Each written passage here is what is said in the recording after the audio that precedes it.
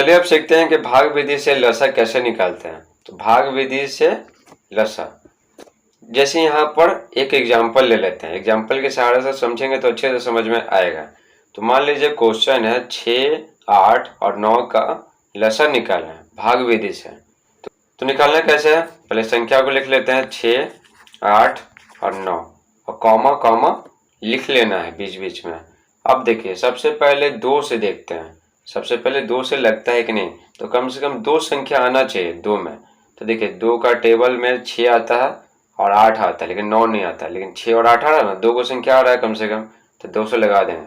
2 तिया 6, 2 चौके 8, 9 नहीं लग रहा है तो जैसे है जैसे छोड़ देंगे। ठीक है, अब आगे चेक करते हैं। 2 का टेबल में कम से कम 2 आना चाहिए, 2 संख्या, ठीक ना। 2 का टेबल में 3 नहीं आता, 2 का टेबल में 4 आता है और 2 का टेबल में 9 नहीं आता, खाली 4 आ रहा है, तो एक संख्या आ रहा है, तो 2 से नहीं लगाएंगे, 3 से चेक करते हैं। तो 3 के टेबल में 3 आता है और 9 आता है, तो 2 संख्या तो आ रहा है ना। ठीक है, जरूरी नहीं कि टेबल में आए, मान लेते हैं कि 33 दे दिया है, तो 33 3 से लग रहा है ना, तो भाग लगना चाहिए पूरा पूरा। जरूरी नहीं कि हम सब जो टेबल पढ़ते हैं 3 दहा का 30 तक तो पढ़ते हैं, ठीक है, 10 तक ही गुना करते हैं, तो जरूरी नहीं कि 10 ही तक गुना करना है। ठीक है, 11 भी गुना करके आना चाहिए। जैसे 33 ले लिए, अगर यहाँ पर 9 के जगह 33 लिखा हो रहता है, 33 में भाग लगना चाहिए। भाग से हमको मतलब है चाहे टेबल में आए चाहे नहीं आए। तो 3 के टेबल में 3 आता है, 9 आता है, तो 2 संख्या तो आ रहा है, तो 3 से लगा देंगे। 3 एकम 3, 4 तो आ नहीं रहा, तो 4 जैसे जैसे लिख देंगे और 3 तिया 9। अब आप बताइए ऐसा कोई संख्या जिसके टेबल में 4 और 3 दोनों आए, तो ऐसा तो हो नहीं सकता, नहीं आएगा, तो क्या करेंगे, छोड़ देंगे। तो यही हमारा निकल के आ गया लसा। तो लसा निकालने के लिए क्या करेंगे, गुना कर देंगे। 2 गुने 3, एक को तो छोड़ सकते हैं, एक को हम सब गुना नहीं करते, क्योंकि मान लीजिए 5 का टेबल एक बार पढ़ेंगे 5 ही आएगा, 6 का टेबल एक बार पढ़ेंगे 6 ही आएगा, 10 का टेबल एक बार पढ़ेंगे 10 ही आएगा, कोई अंतर नहीं पड़ता, इसलिए एक को छोड़ देते हैं गुना में। 2 गुने 3 गुने 4 गुने 3, ठीक है, तो कितना आ जाएगा, 2 गुने 3 6, 2 तिया 6, 6 चक 24 और 24 तिया कितना होता है, 24 दूनी 48, 24 तिया 72, तो आंसर आ गया 72। तो यही 72 क्या है, एलसीएम। अब आगे क्वेश्चन दिया हुआ है, समझिए और कीजिए। समझना है और करना है, तो आपको क्या समझना है, ये जो एक बना के दिखाया गया ना, तो आपको समझना है कि कैसे बनाया गया। उसी तरह बाकी 4 को आपको बनाना है। तो जितने सारे बॉक्स दिखाई पड़ रहा है ये सब खाली है, आपको भरना है। तो देखिए पहली संख्या दिया हुआ, दूसरी संख्या दिया हुआ, तो इसको समझते हैं कैसे किया गया।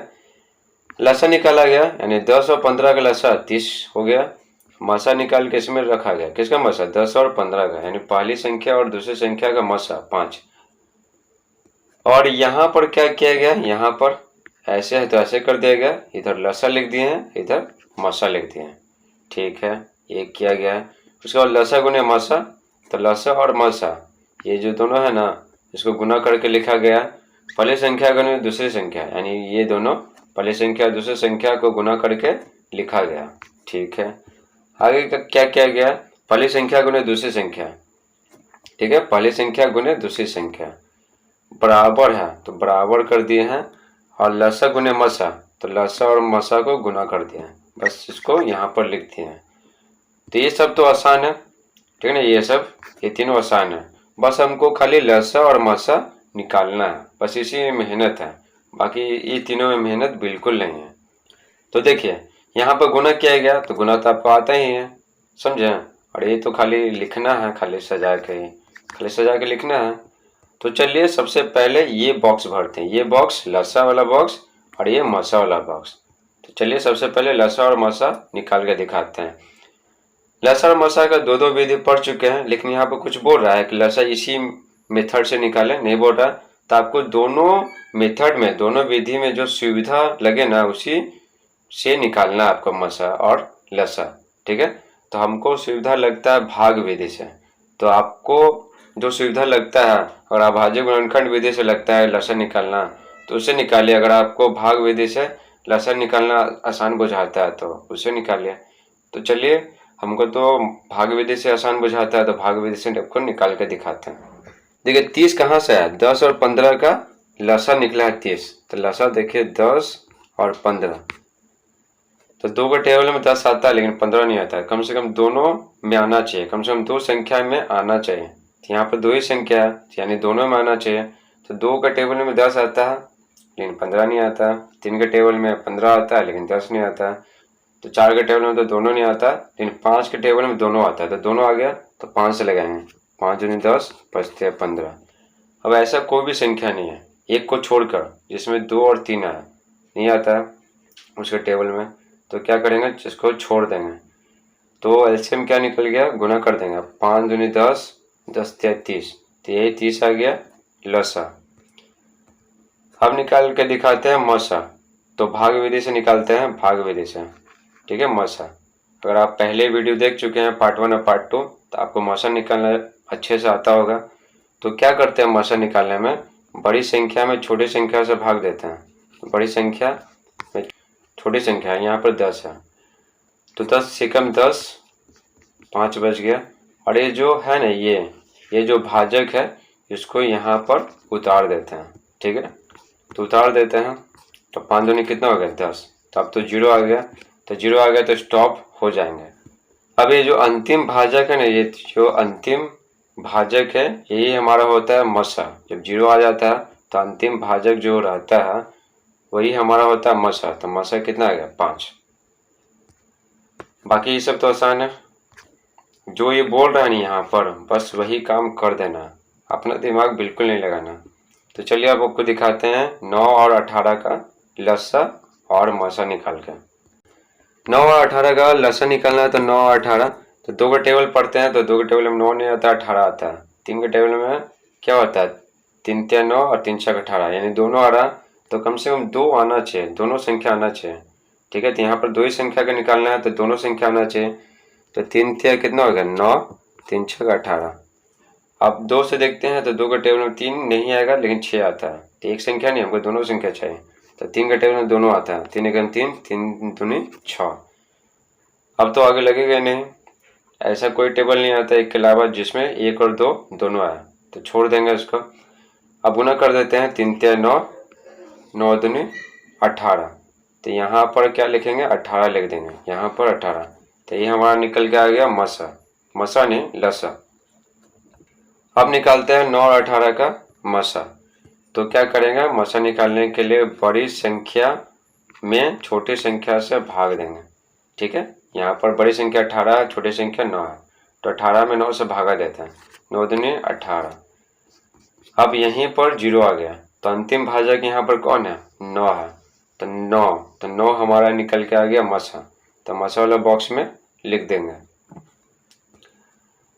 आगे बढ़ते हैं, 14 और 21 का सबसे पहले लसा निकालते हैं। 14 और 21, 14 और 21। तो 2 के टेबल में 14 आता है लेकिन 21 नहीं आता। 3 के टेबल में 21 आता है लेकिन 14 नहीं आता। हमको दोनों आना चाहिए, ठीक है। हमको चाहिए क्या कि वैसा संख्या जिसके टेबल में दोनों आ जाए, ठीक है। तो 2 में नहीं आ रहा, 3 में नहीं आ रहा, 4 से चेक करते हैं। तो 4 में तो दोनों नहीं आएगा, 5 में भी दोनों नहीं आएगा, 6 में भी दोनों नहीं आएगा, 7 में दोनों आएगा। तो 7 से लगाते हैं, तो 7 दूनी 14, 7 21। अब ऐसा कोई टेबल नहीं है एक को छोड़ करके जिसमें दोनों आए, 2 और 3 तो नहीं है, तो छोड़ देंगे, यहीं पर स्टॉप हो जाएंगे। अब सबको गुना कर देते हैं। तो 7 दूनी 14 हो गया, 14 दूनी 28, 14 तिया 42, 42। तो ये क्या हो गया लसा हो गया 42, ठीक है। अब बढ़ते हैं मसा निकालते हैं। तो बड़ी संख्या में छोटी संख्या से भाग देते हैं। तो 14 एकम 14, कितना बच गया 7 बच गया। अब ये जो भाजक है ना इसको यहाँ पर छाप देते हैं, ठीक है। अब देखिए, अब 7 दूनी 14, ठीक है। अब 0 आ गया तो यहीं पर स्टॉप हो जाएंगे। तो अंतिम भाजक क्या बचा, तो यहाँ पर हमारा अंतिम भाजक बचा है 7। तो 7 क्या आ गया मसा आ गया। अब बढ़ते हैं आगे, 8 और 6 का लसा निकालते हैं। 8 और 6 का, तो देखिए 2 का टेबल में क्या दोनों आ जा रहा है, तो 2 से लगा देते हैं, 2 चौके 8, 2 तिया 6। अब ऐसा कोई संख्या नहीं है जिसके टेबल में 4 और 3 आए एक को छोड़ कर, ठीक है। तो छोड़ देंगे यहीं पर। अब गुना कर देते हैं, 2 चौके 8, 8 तिया 24। तो 24 हमारा हो गया लसा, तो लिख दिए लसा वाला बॉक्स में। अब निकालते हैं मसा। तो 8 और 6, तो बड़ी संख्या के 8, छोटी संख्या से भागा दे देते हैं। तो 6 कम 6, 2 बच गया। अब ये जो भाजक है ना, इसको यहाँ पर क्या करेंगे, छापेंगे, मतलब लिखेंगे। तो 2 तिया कितना हो गया, 6। ठीक है, 0 आ गया तो स्टॉप हो गया। तो यहाँ पर अंतिम भाजक क्या है, 2 है। तो 2 हमारा क्या निकल गया, मसा निकल गया। मसा लिख दिए मसा वाला बॉक्स में। आगे है 12 और 18। तो 12 और 18 का लसा निकालना है, फिर मसा निकालना है। ठीक है, तो 12 और 18 का सबसे पहले लसा निकालते हैं। तो 2 का टेबल देखते हैं, तो 2 के टेबल में दोनों आ जाता है। तो 2 से लगा देते हैं। 2 छक 12, 2 में 18। अब देखते हैं 2 का टेबल में 6 और 9 आता है कि नहीं। तो 2 का टेबल में 6 आता है, लेकिन 9 नहीं आता है। 3 के टेबल में हाँ दोनों आता है। तो 3 से लगा देते हैं। 3 दूनी 6, 3 तिया 9। अब ऐसा कोई भी टेबल नहीं है को छोड़कर जिसमें 2 और 3 आए, तो यहीं पर स्टॉप हो जाएंगे। अब चलिए आप गुना कर लेते हैं। 2 तिया 6, 6 दूनी 12 और 12 तिया 36। 12 के हम 12, 12 दूनी 24, 12 तिया 36। 36 आ गया। तो 36 यहाँ पर लिख देते हैं, लसा आ गया। अब हमें निकालना है क्या, मसा। तो क्या करते हैं, अब हमको निकालना है मसा। तो मसा निकालने के लिए क्या करते हैं, भाग विधि से बड़ी संख्या में छोटी संख्या से भागा जाता है। तो 12 के हम 12, कितना बच गया, 6। अब ये जो भाजक है ना, ये वाला भाजक यहाँ पर हम उतार देंगे। तो उतार देते हैं 12। तो 6 दूनी कितना होता है, 12। अब 0 आ गया ना, 12 में से 12 गया 0। तो ये जो हमारा जो अंतिम भाजक है ना 6, यही हमारा होता है मसा। तो मसा वाले बॉक्स में लिख दिए 6, हो गया खत्म। तो बस मेहनत क्या था, मेहनत बस यही था कि इसमें से हमको भरना है, ठीक है, लसा और मसा निकालना है। बाकी ये सब तो क्या है, ये जो तीनों बॉक्स है। तो देखिए यहाँ पर लसा और मसा तो निकाल दिए हैं। आप क्या करना, सजाना है। तो लसा और मसा, तो सबसे पहले ऐसे करते हैं, कर दिए। इधर लसा लिखेंगे और इधर मसा लिखेंगे, ठीक है, क्योंकि यहाँ पर यही बोल रहा है करने के लिए। तो ये देखिए लिख दिए। ये तो आसान है या ये तो समझना कोई बड़ी बात है नहीं, ठीक है। तो यहाँ पर खाली ऐसे ऐसे तो करना है, ठीक है। इसको यहाँ पर खाली लिख लेना है, हो जाएगा। उसके बाद क्या, लसा गुने मसा। तो लसा गुने मसा है, ये दोनों को गुना कीजिए, यहाँ पर लिखे। ये दोनों को गुना कीजिए, यहाँ पर लिखे। ये दोनों को गुना कीजिए, ठीक है।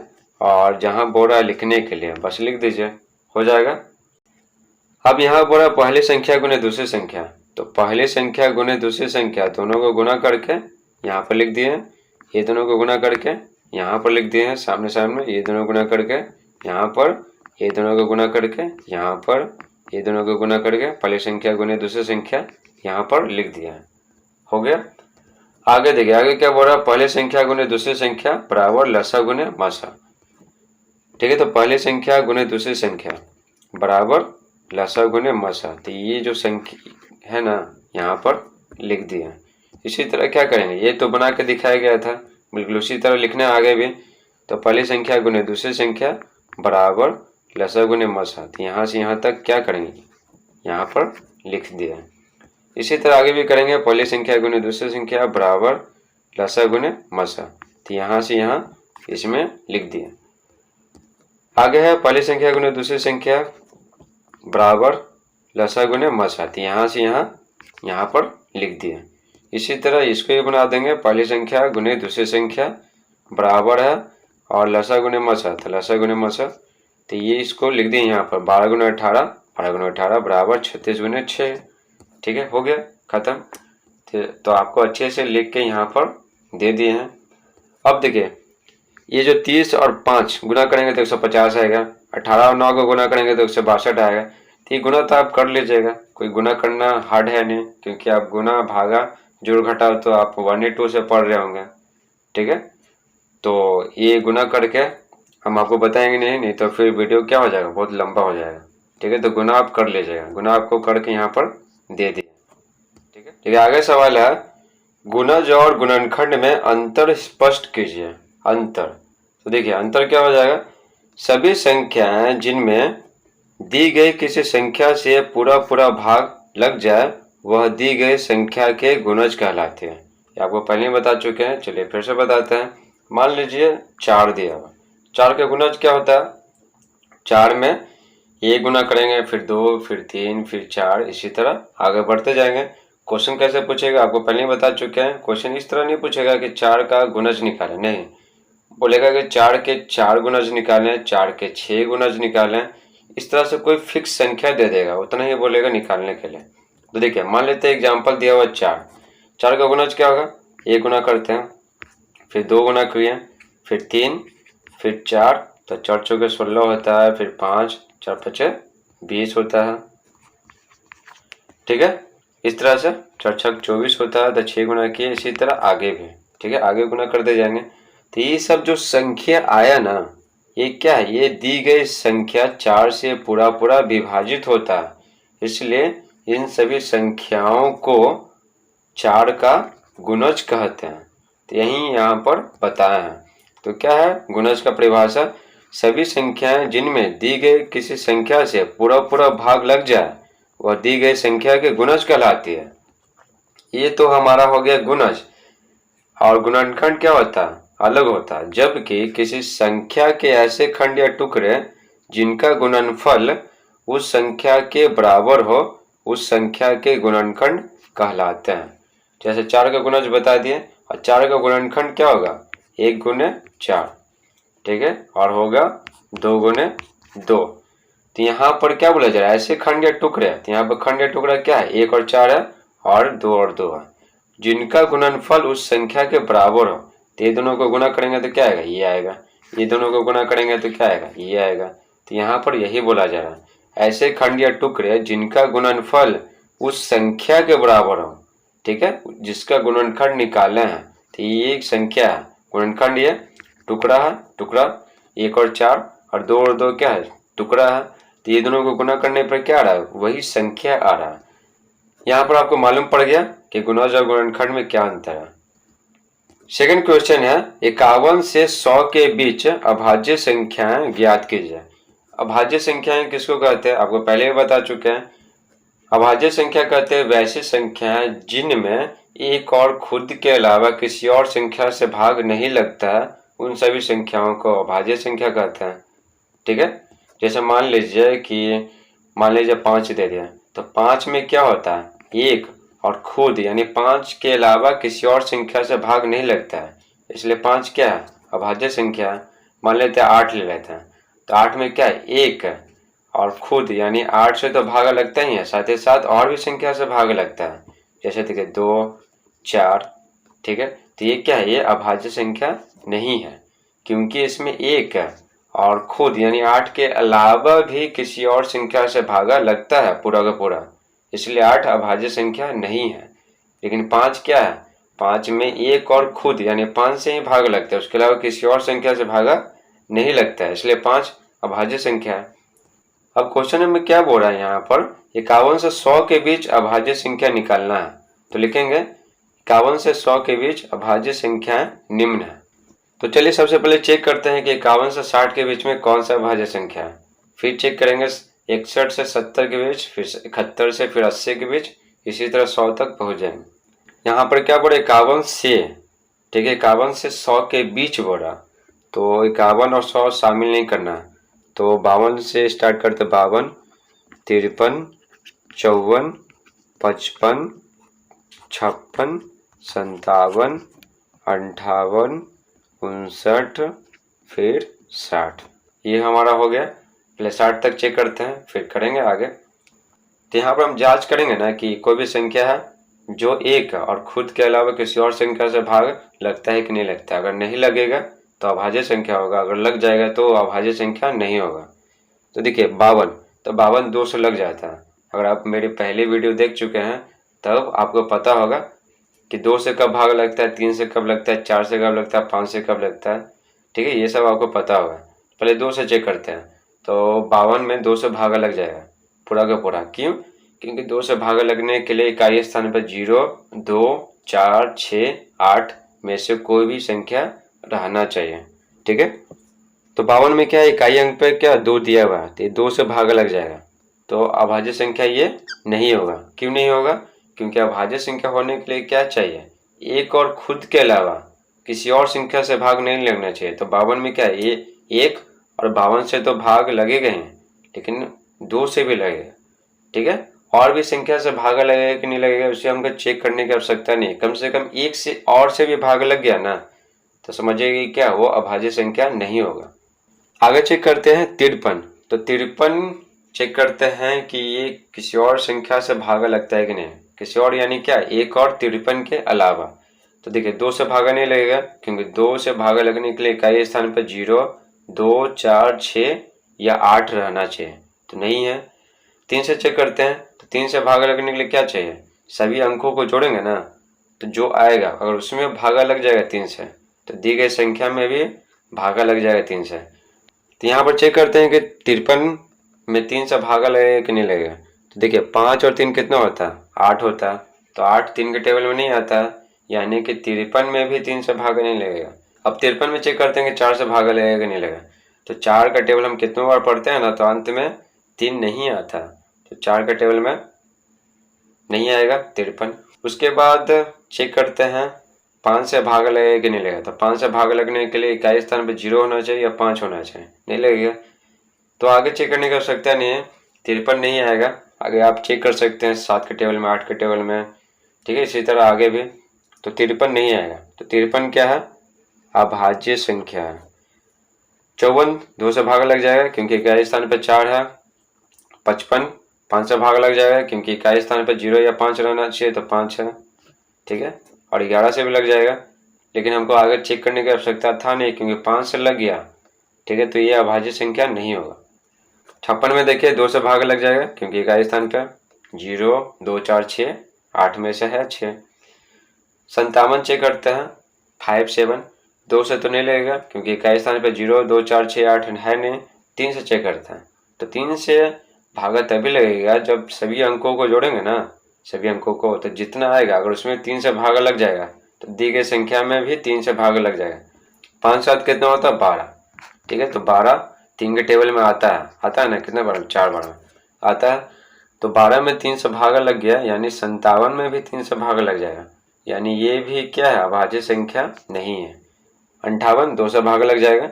59 तो 2 से तो भागा नहीं लगेगा क्योंकि इकाई स्थान पर 0, 2, 4, 6, 8 है नहीं, ठीक है। 3 से देखते हैं। तो 5 और 9 कितना होता है, 14। तो 14 3 के टेबल में नहीं आता है तो भागा नहीं लगेगा। 4 के टेबल में भी नहीं आएगा। 4 से आप चेक कर सकते हैं 59 में भागा नहीं लगेगा, ठीक है ना, क्योंकि सम संख्या रहेगा ना तब हम चेक करेंगे, क्योंकि ये क्या है, विषम संख्या है। तो 4 का टेबल हम कितने बार पढ़ते हैं ना, 4 में हम कितनों गुना करेंगे, 1, 2, 3, 4, 5 कितनों, लेकिन इकाई स्थान पर 9 नहीं आता। 5 के टेबल में भी नहीं लगेगा क्योंकि इकाई स्थान पे 0 और 5 है नहीं है, तो नहीं लगेगा। 6 से भी चेक कर सकते हैं, 7 से भी। 7 से देखिए 7 से 4, 7 56, 7 63 आता, नहीं आता। 59 नहीं आएगा। तो इस प्रकार क्या बात है ना, ये नहीं लग रहा है किसी और से, यानी ये क्या है, अभाज्य संख्या। अब आगे चेक करते हैं 60। तो इकाई स्थान पे 0 है तो 2 से भागा लग ही जाएगा। जब 2 से भागा लग गया तो हमको आगे नहीं चेक करने की आवश्यकता है कि वो 3 से लगेगा कि नहीं, 4 से लगेगा कि नहीं, हमको चेक नहीं करना, बस ये वो खाली चेक करना। आ गया तो ये अभाज्य संख्या नहीं होगा, यानी कि 52 से लेकर 60 में 2 अभाज्य संख्या हमको मिल गया, 53 और 59। आगे चेक करते हैं। तो सबसे पहले 61 से 70 लिख लेते हैं। तो लिख लिए 61 से 70 तक लिख लिया। अब चेक करते हैं कि ये जो संख्याएं हैं एक और खुद के अलावा किसी और संख्या से इसमें भाग लगता है कि नहीं, पूरा का पूरा भाग, ठीक है, लग जाएगा तो ये अभाज्य संख्या नहीं होगा। अगर नहीं लगेगा किसी और भी संख्या से तो क्या करेंगे, ये हो जाएगा अभाज्य संख्या। देखिए 61, तो 61 चेक करते हैं। ये एक और खुद यानी 61 से भागा तो लगेगा, लेकिन इसके अलावा किसी और संख्या से भागा लगेगा कि नहीं लगेगा। अगर लग जाएगा तो ये अभाज्य संख्या नहीं होगा, अगर नहीं लगेगा तो अभाज्य संख्या होगा। सबसे पहले चेक करते हैं 2 से। तो 2 से तो लगेगा नहीं, क्यों नहीं लगेगा, क्योंकि एक ही चीज अंतिम बार हम रिपीट कर रहे हैं। इकाई स्थान पर 0, 2, 4, 6, 8 में से अगर कोई रहेगा तो ही लगेगा, नहीं है। 3 से चेक करते हैं। तो 6 7 होता, 7 होता तो 7 3 के टेबल में नहीं आता, यानी 3 से भी नहीं लगेगा। तो देखिए ये जो 61 है 4 से भी भागा नहीं लगेगा, क्यों नहीं लगेगा, क्योंकि इकाई स्थान पे क्या है, विषम संख्या है, तो नहीं लगेगा। क्योंकि 4 का टेबल हम कितने बार पढ़ते हैं ना, तो तो इकाई स्थान पे विषम संख्या नहीं आता। 5 के टेबल में भी नहीं लगेगा क्योंकि इकाई स्थान पे 0 और 5 रहना चाहिए। 6 के टेबल में भी नहीं आएगा क्योंकि 6 के टेबल में आने के लिए क्या कम 2 और 3 के टेबल में आना चाहिए। ठीक है, अगर दो कोई भी संख्या और 2 और 3 दोनों से विभाजित हो जा रहा, ठीक है, तो 6 से भी ये विभाजित होगा।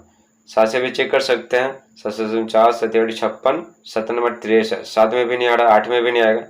यानी कि क्या है, ये सब क्या है, ये जो 61 है वो हमारा अभाज्य संख्या है। 62 2 से भागा लग जाएगा, 63 नहीं लगे।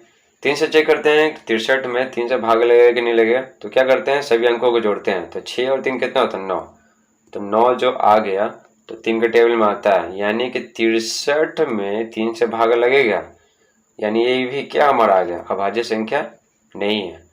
2 से भाग लग जाएगा, इसमें 5 से भाग लग जाएगा क्योंकि इकाई स्थान पे 0 और 5 चाहिए ना, तो 5 है। इसमें क्या है, 2 से भाग लग जाएगा क्योंकि इकाई स्थान पे 6 है। अब ये चेक करते हैं 67। तो 2 से तो भागा नहीं लगेगा, 3 से चेक करते हैं, 6 और 7 कितना होता है, 13। तो 13 3 के टेबल में नहीं आता। ठीक है, तो यानी ये 3 से भागा नहीं लगेगा इसमें 67 में, 67 में। 4 से नहीं लगेगा क्योंकि 4 के टेबल में ना कितने बार पढ़ते हैं, तो इकाई स्थान पे विषम संख्या 1 3 7 9 ये सब नहीं रहता। 5 के टेबल में भी नहीं लगेगा क्योंकि 0 और 5 रहना चाहिए इकाई स्थान पे। 6 के टेबल में हम चेक कर सकते हैं कि 6 से भागा लगेगा कि नहीं लगेगा। तो 6 के टेबल में यानी 6 से भी ये भागा नहीं लगेगा। ठीक है, हम जो पढ़ते हैं ना 6 का टेबल, 6 दहा का 60, तो टेबल वहीं तक नहीं होता, हम 11 भी गुना कर सकते हैं, 12 भी गुना कर सकते हैं, समझे। तो 67 में आप 6 से भागा लगा के देख सकते हैं, नहीं लगेगा। ठीक है, तो यानी क्या है, आगे चेक करने की आवश्यकता नहीं है, आप चेक भी कर सकते हैं। देखिए 7 से 49, 7 8 56, 7 में 63 नहीं आ रहा, 7 के टेबल में, 8 के टेबल में भी नहीं आएगा, यानी ये हमारा क्या है, अभाज्य संख्या है। तो 67 है ना, 67 में एक और खुद यानी 67 से ही भाग लगेगा और किसी भी संख्या से भाग नहीं लगेगा। तो हमारा 2 को मिल गया है, 61 और 67 अभाज्य संख्या मिल गया है। 68 में 2 से भाग लग जाएगा, 69 में क्या 3 से भाग लग जाएगा। कैसे, 6 और 9 कितना होता है, 15। तो 15 3 के टेबल में आता है ना, तो 3 से भाग लग जाएगा, तो ये हमारा अभाज्य संख्या नहीं है। और 70 में तो 2 से भाग लग जाएगा पूरी तरह क्योंकि इकाई स्थान पे 0 है, तो 2 रहना चाहिए, 0 रहना चाहिए, 2 4 6 8 में से कोई रहना चाहिए, तो यहाँ पर 0 है। तो अब हमको अभाज्य संख्या मिल चुका है 61 से 70 के बीच में 2 61 और 67, 61 और 67। आगे चेक करेंगे 71 से 80 के बीच में। तो सबसे पहले लिख लेते हैं 71 से 80 लिख लेते हैं। तो 71 से 80 तक लिख लिया है। अब चलिए अब चेक करते हैं कि इसमें एक और खुद के अलावा किसी और संख्या से भाग लगता है कि नहीं। अगर लग जाएगा तो क्या होगा, अभाज्य संख्या नहीं होगा, अगर नहीं लगेगा तो अभाज्य संख्या होगा। तो 71 चेक करते हैं, 2 से भागा नहीं लगेगा, 3 से चेक करते हैं। तो 7 1 कितना होता है, अंक को जोड़े हैं तो 7 1 कितना होता है, 8 होता है। तो 3 के टेबल में आता नहीं है, तो 71 में 3 से भागा नहीं लगेगा, ये रूल है। 4 से चेक करते हैं, तो 4 के टेबल हम कितने बार पढ़ते हैं ना, तो इकाई स्थान पे 1 नहीं आता है। 4 से भी भागा नहीं लगेगा, 5 से भी नहीं लगेगा क्योंकि 5 से लगने के लिए इकाई स्थान पे 0 चाहिए, नहीं तो 5 चाहिए। 6 से भी चेक कर सकते हैं, नहीं लगेगा। 7 से भी चेक कर सकते, नहीं लगेगा। यानी कि क्या 71 हमारे क्या है, अभाज्य संख्या है, समझे। आगे भी आप चेक करके देख सकते हैं, नहीं लगेगा किसी से। 72 2 से भाग लग जाएगा, 73 देखते हैं, 2 से नहीं लगेगा, 3 से देखते हैं, तो 7 3 कितना होता है, 10। तो 10 जो है ना वो हमारा 3 के टेबल में नहीं आता है। तो 4 से भी चेक करते हैं, तो 4 से भी भागा नहीं लगेगा, 5 में से भी भागा नहीं लगेगा। ठीक है, 6 से भी चेक कर सकते हैं, 7 से भी नहीं लगेगा, किसी से नहीं। तो ये हमारा निकल के आ गया अभाज्य संख्या। ये 2 से लग जाएगा, ये 5 से लग जाएगा, ठीक है, और 3 से भी लग जाएगा। 7 और 5 को जोड़ेंगे, ठीक है, तो कितना 12 आएगा ना 12। तो 3 के टेबल में आता है 12। तो 75 में क्या 3 से भाग लग जाएगा, 5 से भी लग जाएगा। बस आपको किसी भी तरह खाली अगर एक भी अगर पता चल गया ना किसी भागा लग रहा है तो अभाज्य संख्या नहीं होगा। ये 2 से भाग लग जाएगा, इकाई स्थान पे 0, 2, 4, 6, 8 में से 6 है। ये आपको दिखाई पड़ रहा है, 7 से भाग लग जाएगा, 7 एकम 7, समझ रहे हैं ना। या फिर 11 से 77, 2 से भाग लग जाएगा। अब 79 देखते हैं, पहले 80 देख लेते हैं। 80 तो 2 से भाग लग जाएगा, खत्म हो गया, अभाज्य संख्या नहीं होगा। 79 देखते हैं, ठीक है। 79 तो 2 से भागा नहीं लगेगा। 3 से देखते हैं, 7 और 9 कितना होता है, 16, तो 3 के टेबल में नहीं आता, यानी 79 में 3 से भागा नहीं लगेगा। अब चेक करते हैं 79 में 4 से भागा लगेगा नहीं लगेगा। तो 4 का टेबल हम कितनों बार पढ़ते हैं ना, यानी 4 में हम कितनों गुना करते हैं, 1, 2, 3, 4 कितनों, 10, 11, 12 कितनों। तो इकाई स्थान पे 1, 3, 5, 7 और 9 जो है ना विषम संख्या, ये नहीं रहता है इकाई स्थान पे। तो यहाँ इकाई स्थान पे 9 है, तो 4 का टेबल में नहीं आएगा। 5 से चेक करते हैं, तो 5 से भी नहीं लगेगा, क्योंकि इकाई स्थान पे 0 और 5 चाहिए, नहीं लगेगा। 6 से, 7 से नहीं, किसी में नहीं आएगा। तो ये हमारा मिल गया अभाज्य संख्या। अब चेक करते हैं 81 से 90 के बीच में। तो सबसे पहले 81 से 90 के बीच की जो संख्या है वो लिख लेते हैं। तो यहाँ पर 81 से 90 तक संख्या लिख दिए। अब चेक करते हैं कि ये जो संख्या है अभाज्य संख्या है कि नहीं है। 81, तो 81 से दिमाग में क्या आता है, 9 में 81, यानी 9 से भागा लग जाएगा, 3 से भी लग जाएगा। बस आपको खाली दिमाग में खाली यही रखना है कि कम से कम 1 से भी भागा लग जाएगा, तो ये अभाज्य संख्या नहीं होगा। तो 81 सुन के मेरे दिमाग में क्या है, 9 में 81, यानी 9 से भागा लग जाएगा, ठीक है। तो यानी कि ये क्या है, ये अभाज्य संख्या नहीं है। 82, 2 से भाग लग जाएगा। 83 देखते हैं, तो 2 से भागा नहीं लगेगा। 3 से देखते हैं, तो 8 3 कितना होता है, 11, तो 11 3 का टेबल में नहीं आता, यानी 83 भी ना, 83 में 3 से भागा नहीं लगेगा, 4 के टेबल में भी नहीं आएगा। कहने का मतलब क्या है, इकाई स्थान पे 1, 3, 5, 7 और 9 नहीं रहना चाहिए, ठीक है। और है इसमें तो है 3, तो ये क्या 4 से भागा नहीं लगेगा। 5 से भी चेक कर सकते हैं, तो 0 और 5 इकाई स्थान पे है नहीं। 6 से भी चेक कर सकते हैं, 6 से भी भागा नहीं लगेगा, यानी अब किसी से भागा नहीं लगेगा। 1 और 83 को छोड़ कर, ये क्या है, अभाज्य संख्या है। 2 से भागा लग जाएगा, 5 से भागा लग जाएगा, ठीक है। 2 से भागा लग जाएगा क्योंकि इकाई स्थान पे 0, 2, 4, 6, 8 में से है। 87 देखते हैं, 2 से भागा नहीं लगेगा। 3 से देखते हैं, तो 8 और 7 कितना होता है, 15, तो 3 के टेबल में 15 आता है, यानी कि 87 में 3 से भागा लग जाएगा, यानी ये भी क्या अभाज्य संख्या नहीं है। 2 से भागा लग जाएगा, इकाई स्थान को देख रहे हैं। और 90 में भी 2 से भागा लग जाएगा, क्योंकि इकाई स्थान पर 0 है। 89 देखते हैं, 2 से भागा नहीं लगेगा। 3 से देखते हैं, तो 8 और 9 कितना होता है, 17, तो 17 3 के टेबल में नहीं आता, ठीक है, नहीं ना आता। तो क्या है, 89 में 3 से भागा नहीं लगेगा, 4 से भी भागा नहीं लगेगा, ठीक है, 5 से भी नहीं लगेगा, 6 से भी नहीं, यानी ये भी क्या हो गया, हमारा अभाज्य संख्या हो गया।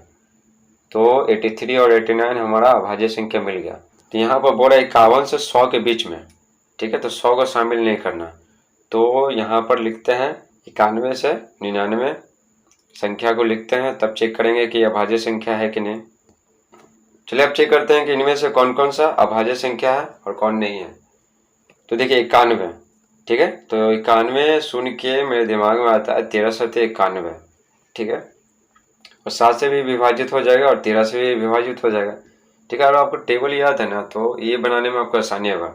91 सुन के ही मेरे दिमाग में आया 13 सत्य 91, यानी 13 से ही विभाजित हो जाता है, ठीक है। तो एक संख्या से विभाजित हो गया, तो हमको आगे चेक करने कर सकते हैं नहीं, तो ये क्या हो गया, हमारा अभाज्य संख्या नहीं होगा। 2 से भागा लग जाएगा, इकाई स्थान को देख रहे हैं। अब 93 चेक करते हैं, तो 93 में 2 से भागा नहीं लगेगा। 3 से देखते हैं, तो अंकों को जोड़ते हैं, तो 9 और 3 कितना, 12, तो 12 3 के टेबल में आता है, यानी 93 में 3 से भागा लग जाएगा, ठीक है। यहाँ पर देख भी सकते हैं 3 से भाग लग जाएगा, 3 3 9, 3 1 3, 31 बार में 3 से भाग लग जाएगा, तो यह अभाज्य संख्या नहीं है। इसमें 2 से भाग लग जाएगा, इकाई स्थान को देख रहे हैं। इसमें 5 से भाग लग जाएगा, इकाई स्थान 0 5 रहना चाहिए, तो 5 से भाग लग जाएगा। इसमें 2 से भाग लग जाएगा, क्योंकि इकाई स्थान पे 0 2 4 6 8 में से है, तो यहाँ पर क्या है, 6। ये देखते हैं 2 से भाग लग जाएगा, ये दिखाई पड़ रहा है, ये 11 9 99, ठीक है ना, और 3 से भी लग जाएगा भागा। और 97 देखते हैं, 97 ठीक है, ये दोनों को पहले क्यों बना दिया, क्योंकि ये अभाज्य संख्या नहीं, ये देखने में पता चल रहा है। 97 चेक करते हैं, 200 भागा नहीं लगेगा क्योंकि इकाई स्थान पर 0 2 4 6 8 में से कुछ नहीं है। 3 से देखते हैं, तो अंकों को जोड़ते हैं 3 से देखने के लिए, भागा लगेगा कि नहीं लगेगा। तो 9 7 कितना 16, तो 3 के टेबल में नहीं आता है 16, तो 97 में 3 से भागा नहीं लगेगा। 4 से देखते हैं, 4 से भी भागा नहीं लगेगा, ठीक है, क्योंकि 4 से भागा लगने के लिए क्या चाहिए, सम संख्या रहना चाहिए इकाई स्थान पर, विषम संख्या नहीं। 5 के टेबल में भी भागा नहीं लगेगा, ठीक है, क्योंकि इकाई स्थान पर 0 और 5 चाहिए, अब नहीं लगेगा। अब ये 97 किसी में नहीं आएगा, तो ये हमारा क्या निकल गया, अभाज्य संख्या। ठीक है, अब जितना अभाज्य संख्या आपको बताया है बस उसको आप लिख दीजिए, तो वही क्या हो जाएगा, 51 से 100 के बीच अभाज्य संख्या हो जाएगा। ये जो निम्न है ना, निम्न, तो क्या लिखा हुआ, नी, अधम और न लिखा हुआ, ठीक है। तो अगर ये लिखने में हार्ड लग रहा है तो ये लिखेगा, तो हमारा ये सब अभाज्य संख्या निकल गया। तो ये हो गया आंसर, 51 से 100 के बीच अभाज्य संख्या। थर्ड में बोल रहा है, निम्नांकित के अभाज्य गुणनखंड ज्ञात कीजिए। अभाज्य गुणनखंड आप याद कीजिए कि आपको पहले ये बता चुका है। तो देखिए, फर्स्ट में है 424, फिर 525, इसी तरह बाकी है। तो निकालते हैं 424 का अभाज्य गुणनखंड। तो देखिए, 424 का अभाज्य गुणनखंड निकालने के लिए हम लोग क्या करेंगे, 424 लिख दिए। अब देखिए, अब ये 2 से भागा लग जाएगा क्योंकि इकाई स्थान पर क्या है, 4 है। इकाई स्थान पर अगर आपको मिले 0 2 4 6 8 में से कुछ भी मिले तो ये 2 से विभाजित हो जाता है, तो 2 से भागा देंगे, ठीक है। देखिए, 2 दूनी 4, 2 कम 2, 2 दूनी 4, ठीक है। अब देखिए, अब ये 2 से भागा लगेगा कि नहीं लगेगा, क्योंकि इकाई स्थान पे आपको बताया है कि 0 2 4 6 8 में से कुछ भी रहना चाहिए, तो यहाँ पे इकाई स्थान पे क्या है, 2 है, तो 2 से ये भागा लग जाएगा। तो कितने बार में लगेगा, 2 एकम 2 और 2 छक 12, 106। अब भागा लगा के देखिए, आप बोलेगा कि 16 होगा, तो 16 कैसे होगा, तो देखिए भागा लगा के आपको दिखाते हैं, ठीक है। देखिए, 2 एकम 2, 1 उतार लिए, तो 2 का टेबल में 1 आता नहीं आता है, तो 2 भी उतारना पड़ेगा। तो जब 2 अंक उतारते हैं ना, जब 2 अंक, तो 1 0 हमें देना पड़ता है, फिर 2 छक 12, समझे, ये होगा। तो 106 आ गया ना, ठीक है। ये मत सोचेगा कि 16 लिखाएगा, जब 2 अंक उतारते हैं ना तो 1 0 हमें देना पड़ता है। अब देखिए, इकाई स्थान पे 6 है, तो 2 से भागा लग जाएगा, तो 2 5 10, 2 6। अब देखिए, 53 क्या है, एक अभाज्य संख्या है, ठीक है ना। तो 53 को एक बार में लग जाएगा, 53 का भार एक बार पढ़ेंगे तो 53 आ जाएगा। तो 424 का अभाज्य गुणनखंड क्या निकल जाएगा, 2 गुने 2 गुने 2 गुने 53, एक को छोड़ देते हैं। तो यार यही यहाँ पर क्या किए हैं, लिखे हैं। नेक्स्ट सवाल है सेकंड, 525 का अभाज्य गुणनखंड निकालें। तो अभाज्य गुणनखंड निकालते हैं 525, तो देखते हैं कि 2 से भागा लगता है कि नहीं, तो नहीं लगेगा क्योंकि इकाई स्थान पे 0 2 4 6 8 नहीं है, कोई एक रहना चाहिए, नहीं है। तब 2 के बाद क्या आता है, 3, तो 3 से चेक करते हैं कि 3 से भागा लगेगा कि नहीं लगेगा। तो 3 से भागा लगेगा कि नहीं लगेगा, ये चेक करने के लिए क्या करते हैं, सभी अंकों को जोड़ते हैं। 5 2 7, 7 5 12, आ गया 12। तो 3 से भागा लगता है कि नहीं लगता है, 3 चौके 12, यानी कि क्या 525 में भी 3 से भागा लग जाएगा, ठीक है ना। तो क्या करेंगे, 3 से भागा लगाएंगे। देखिए, 3 एकम 3, 3 दूनी 6 होता है, तो 5 से ज़्यादा है, तो एक ही बार में लगाएंगे 3, 3 एकम 3, 2 बच गया, और ये 2 मिलकर क्या हो गया 22, तो 3 से 21, ठीक है, 1 बच गया, 1 और 5 मिलकर हो गया 15, तो 3 5 15, ठीक है। इसी तरह आपको सॉल्व करना है। अब आगे देखते हैं कि ये 2 से भागा लगता है कि नहीं, तो 2 से भागा नहीं लगेगा क्योंकि इकाई स्थान पर 0 2 4 6 8 नहीं है। 3 से चेक करते हैं, तो सबको जोड़ते हैं, तो 1 7 8, 8 5 13, 13 आ गया। तो 13 3 के टेबल में नहीं आता है, यानी कि क्या 175 में 3 से भागा नहीं लगेगा। 4 से चेक करते हैं, तो 4 से तो बिल्कुल नहीं लगेगा क्योंकि इकाई स्थान पे 1 3 5 7 9 नहीं रहना चाहिए, ठीक है, ये विषम संख्या नहीं रहना चाहिए। 5 से चेक करते हैं तो बिल्कुल लग जाएगा, क्योंकि 5 से तब लगता है जब 0 या 5 रहे इकाई स्थान पे, तो लग जाएगा।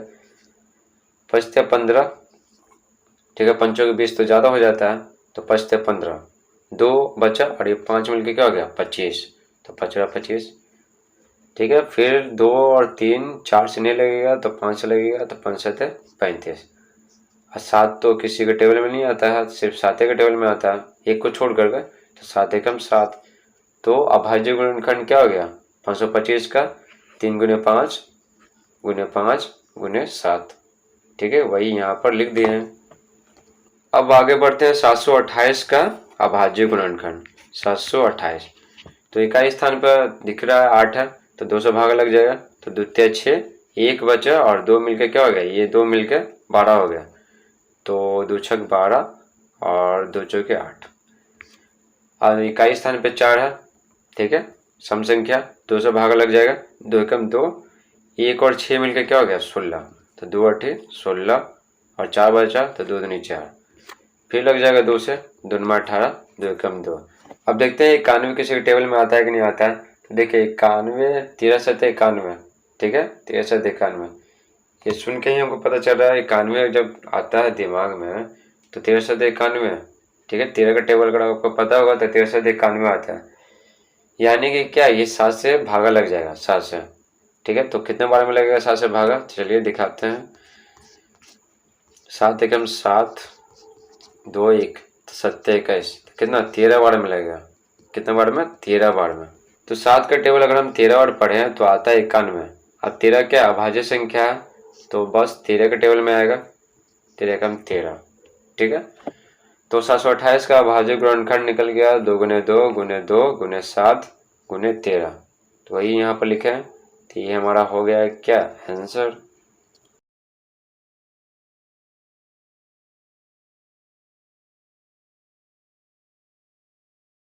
अब आगे बढ़ते हैं 939 का अभाज्य गुणनखंड क्या होगा, तो 939 लिख देते हैं। 2 से तो लगेगा नहीं, ठीक है, 2 से तो विभाजित नहीं होगा, क्योंकि इकाई स्थान पे 0 2 4 6 8 नहीं है, 3 से लग जाएगा।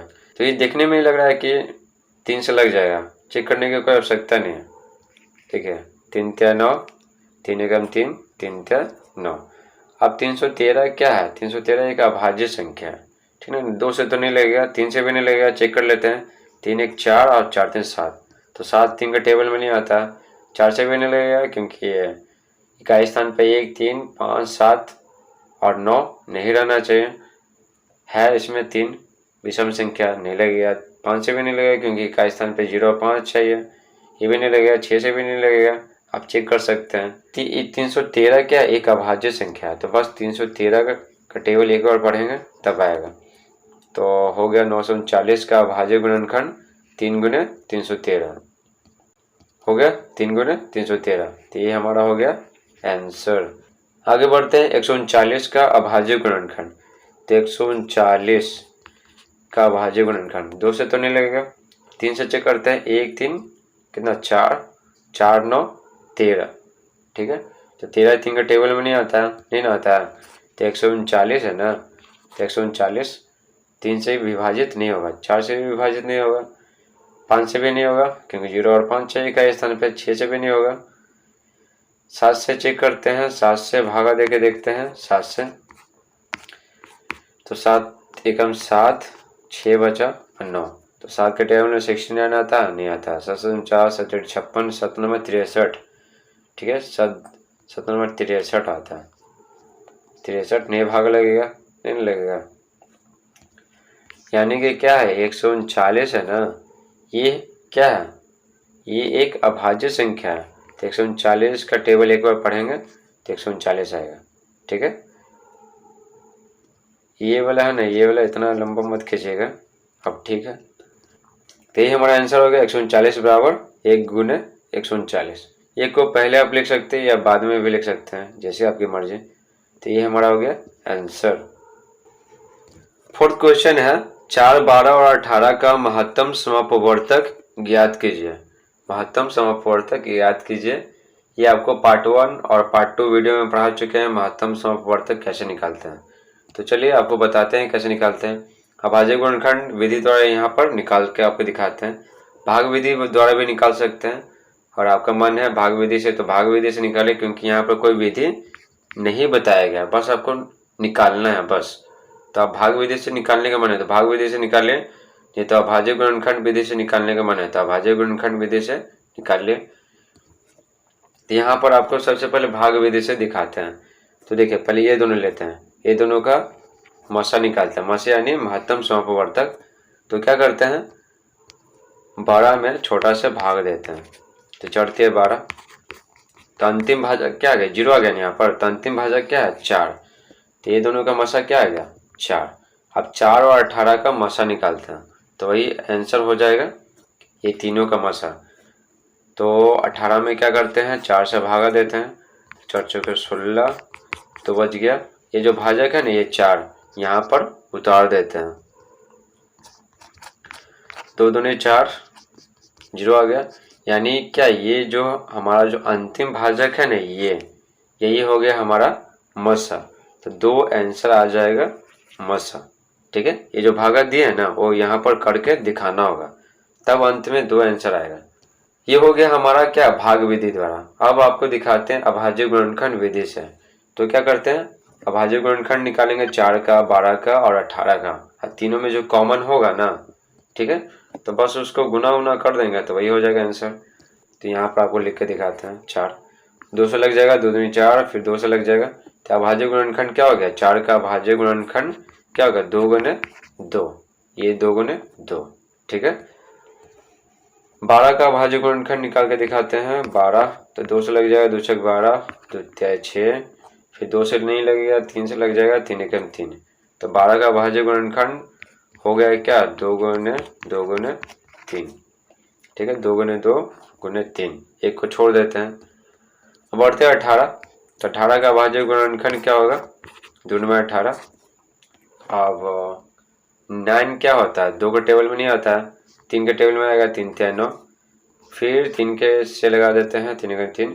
तो 18 का अभाज्य गुणनखंड हो जाएगा 2 गुने 3 गुने 3। अब यहाँ पर देखते हैं कि ये जो अभाज्य गुणनखंड निकाले इसमें कॉमन कौन है। तो देखिए ये 2 क्या है, 2 तीनों में है। ठीक है, अब ये देखिए 2 इसमें है लेकिन इसमें नहीं है, तो नहीं हो पाएगा। अब आगे देखते हैं 3, देखिए 3 इसमें है लेकिन इसमें नहीं है। ठीक है, तो छोड़ देंगे, तो तीनों में रहना चाहिए कॉमन। ठीक है, तो महत्तम समपवर्तक में क्या रहना चाहिए, जितना ज़्यादा संख्या है ना, यहाँ पर 3 संख्या है तो तीनों में रहना चाहिए, 4 संख्या रहेगा तो चारों में कॉमन रहना चाहिए। तो 3 संख्या तो तीनों में कॉमन क्या है, 2 है। तो हमारा क्या निकल गया, मसा यानी क्या, महत्तम समपवर्तक कितना निकल गया, 2।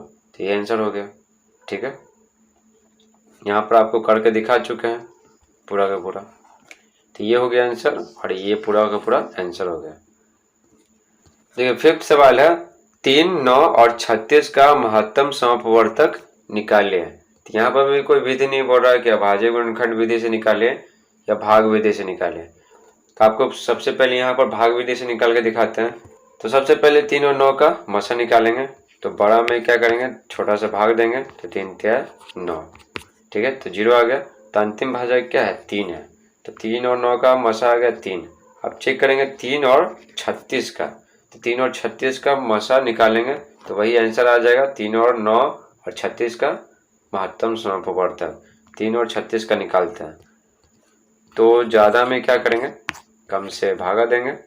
ठीक है, कम से, ये 3 क्या है, ये 3 और 9 का मसा है, 3 और 9 का मसा ये 3। ठीक है, उसी से भागा दे रहे हैं। 3 एकम 3, 6 उतार दिया, 3 दूनी 6, 0 आ गया। तो यहाँ पर अंतिम भाजक कौन है, 3। तो यही हमारा क्या हो गया, 3 मसा निकल गया 3। ठीक है, तो डायरेक्ट आंसर मत लिखिएगा, जो अभी 2 को भागा दे दिखा है ना उसके बाद 3 लिखेगा। अब चलिए आपको अभाज्य गुणनखंड विधि से निकल के दिखाते हैं। तो 3 है, ठीक है, 3 तो 3 के टेबल में ही आएगा, तो वही यहाँ पर किए हैं। तो 3 का अभाज्य गुणनखंड क्या निकल गया, 1 गुने 3 लिखे, 1 गुने 3 लिखे, या फिर 3 गुने 1 लिखे। 9 है तो 9 यहाँ पर उतार दिए, 3 के टेबल में आएगा, 3 तिया 9, और फिर ये 3 किसके टेबल में आएगा, 3 के टेबल में आएगा, तो 3 एकम 3। ठीक है, तो 9 का अभाज्य गुणनखंड निकल जाएगा 3 गुने 3 गुने 1। तो यहाँ पर 1 पहले लिखे हैं, यहाँ पर एक लिए ना, शामिल किया ना, तो यहाँ भी एक शामिल करेंगे, यहाँ भी एक शामिल करेंगे अभाज्य गुणनखंड में।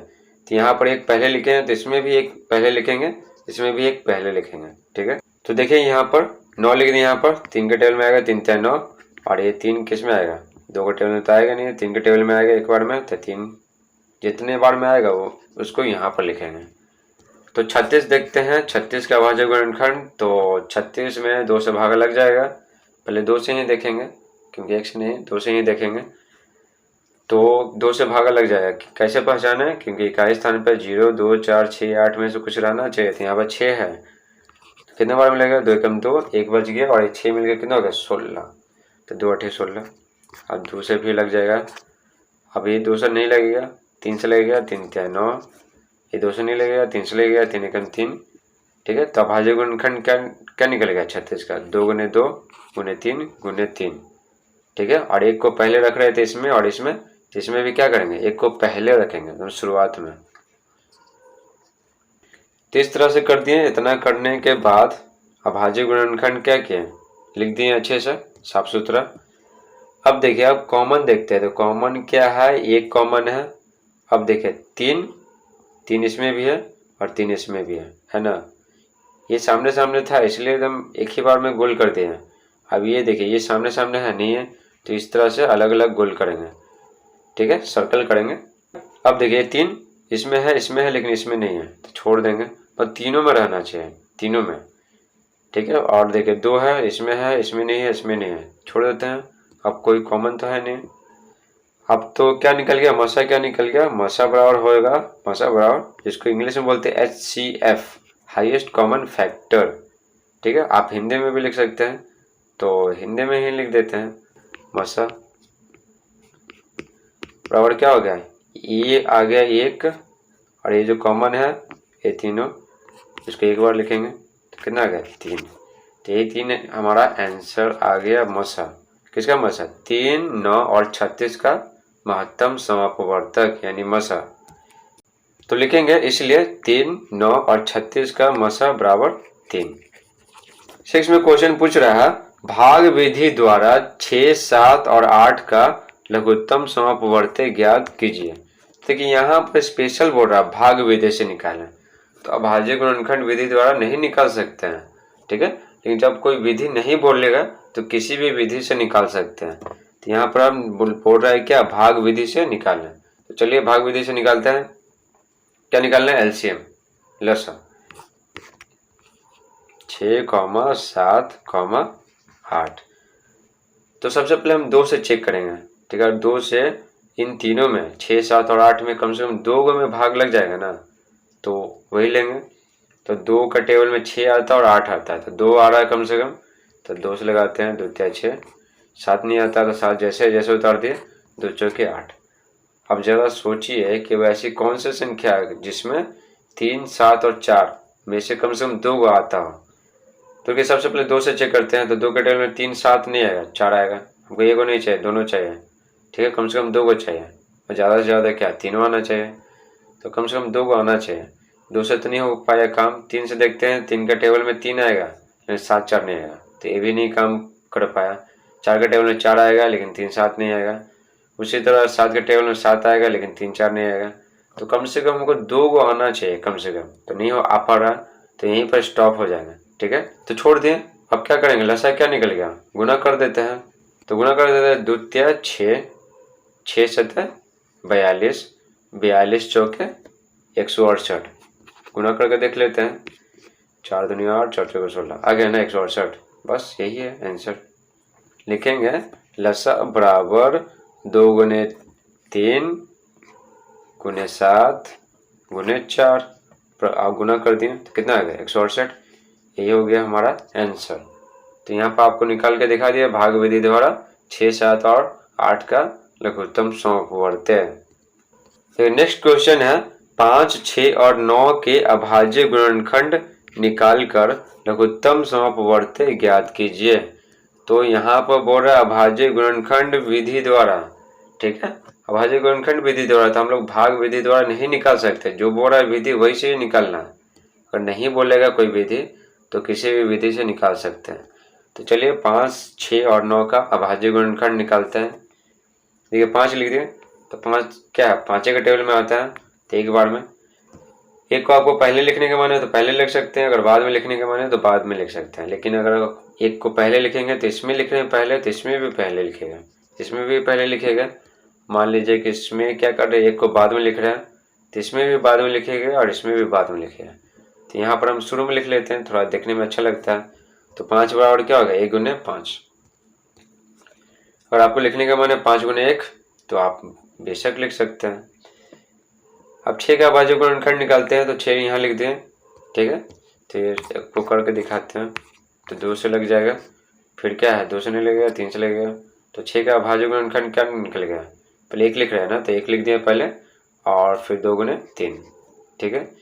उसी तरह 9 का भी निकालेंगे। 2 से नहीं लगेगा, 3 से लगेगा, 3 3 9, फिर 3 से लगेगा, ठीक है। तो 1 को पहले लिख रहे थे, इसमें लिखे पहले, तो इसमें भी क्या करेंगे, पहले लिखेंगे। तो 1 गुने और ये 3 गुने 3। तो लसन निकालते वक्त क्या ध्यान रखते हैं ना, मसन निकालते वक्त ध्यान रखते हैं कि तीनों में रहना चाहिए कॉमन, ठीक है। लेकिन लसन निकालते वक्त ध्यान रखते हैं कि कम से कम 2 गो में रहना चाहिए, ठीक है, कम से कम 2 गो में, तो वो भी कॉमन लेते हैं, ठीक है। यही दोनों अंतर है मसा और लसा में, यही समझने वाला है। फिर से आपको बोल रहे हैं कि लघुत्तम समापवर्ती निकालते वक्त ये ध्यान रखते हैं कि कम से कम 2 गो में कॉमन रहे, कम से कम 2 गो में। और ज़्यादा से ज़्यादा क्या है, जितना संख्या दिया हुआ है सब में कॉमन रहेगा। यहाँ पे 3 संख्या दिया हुआ था, तीनों में कॉमन मिल गया तो बढ़िया है, नहीं तो कम से कम 2 संख्या में कॉमन रहना चाहिए। देखिए यहाँ पर 1 क्या है, तीनों में है, ठीक है। 5 नहीं है, अब देखिए यहाँ पर 3 देखिए, और क्या मिला, 3 और 3 दोनों में है, ठीक है। तो लसा निकालते हैं, तो लसा कितना निकल जाएगा, लसा निकल जाएगा जो कॉमन है पहले वो लिख लेते हैं। 1 हो गया और कॉमन क्या है 3। ध्यान रखिएगा इसमें नहीं है 3, फिर भी लिए हैं कम, क्योंकि कम से कम 2 गो में रहना चाहिए। क्या बच गया, 5, 2 बच गया और 3 बच गया, तो 5, 2 और 3 गुना कर देंगे तो यही आंसर आ जाएगा लघुत्तम समापवर्ती किसके द्वारा, अभाज्य गुणनखंड विधि द्वारा। 3 हो गया, 1 में 3 गुना किया 3, 3 5 15, 15 दूनी 30, 30 3 90, तो 90 हमारा आ गया एलसीएम लघुत्तम समापवर्ती। तो लिखेंगे इसलिए 5, 6 और 9 का लसा बराबर गुना कर दिए हैं, तो आ गया 90, तो हो गया आंसर। आगे 8 में बोला जा रहा है 11, 22 और 121 का लघुत्तम समापवर्ती निकालिए। तो यहाँ कुछ नहीं बोल रहा है कौन सा विधि से निकालना है, तो आपको भाग विधि से निकालने का मन है तो निकालिए, नहीं तो अभाज्य गुणनखंड विधि से निकालिए, लेकिन कोई एक ही मेथड से निकालिएगा, ठीक है। तो यहाँ पर आपको सिर्फ निकाल के दिखाते हैं भाग विधि से, ठीक है। तो देखिए 11 लिख दिए हैं, कॉमा 22 कॉमा 121। आपको एक ही विधि से क्यों दिखा रहा है, क्योंकि फिर वीडियो लंबा हो जाएगा। तो देखिए 11, 22 और 121, तो देखिए 2 से चेक करते हैं तो 11 नहीं आएगा, 22 आ जाएगा, ठीक है, 121 नहीं आएगा। तो 1 गो नहीं चाहिए, कम से कम हमको 2 गो भागा लगना चाहिए, कम से कम 2 गो में, तो नहीं लग पा रहा। 3 से चेक करते हैं, 3 से भी नहीं लग पाएगा, ठीक है। तो इसी तरह क्या है, देखिए 3 से चेक करते हैं, ये 3 मान लेते हैं, क्या 11 तो आएगा नहीं, 22 भी नहीं आएगा, तो क्या फ़ायदा, मान लेते हैं ये आ भी गया तो क्या हो जाएगा, तो चेक करने की ज़रूरत नहीं है।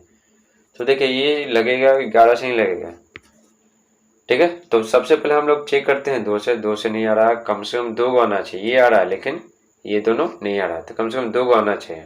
तो 3 से भी क्या है, 3 से भी नहीं लग रहा, 4 से भी नहीं लग रहा, 5 से भी नहीं, 6 से भी नहीं, 7 से भी नहीं, खाली 11 से ही लगेगा, ठीक है। तो 11 से लगा देते हैं, 11 एकम 11, 11 दूनी 22, 11 का टेबल 11 बार पढ़ते हैं ना तब आता है, ठीक है।